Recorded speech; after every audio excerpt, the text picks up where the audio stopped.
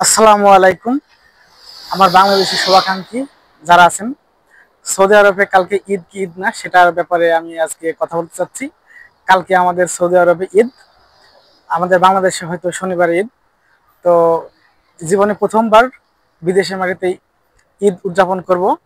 তো আমাদের ঈদের জামাত সম্ভবত ভোর 4:30টার দিকে, কারণ এদিকে সূর্যের তাপ অনেক বেশি, যার কারণে খুব দ্রুতই নামাজ আদায় করা হয়। তো আমার বাংলাদেশি শুভাকাঙ্ক্ষী যারা আছেন, আমার ফ্রেন্ড এবং বড় ভাইরা যারা আছেন, সবাইকে অগ্রিম ঈদের শুভেচ্ছা জানাচ্ছি।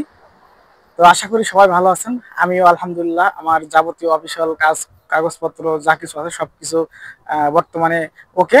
এখন আমি ঈদের ছুটিতে আছি, ইনশাল্লাহ ঈদ পরে আমার কাজ শুরু হবে। তো আসলে বিদেশের ব্যাপারটা আসলে অন্যরকম। আগে আসলে বুঝতাম না, এখন এসে আসলে বুঝতে পারছি আসলে আপন জনদের ছেড়ে আসলে থাকাটা কতটা একটা বেদনাদায়ক।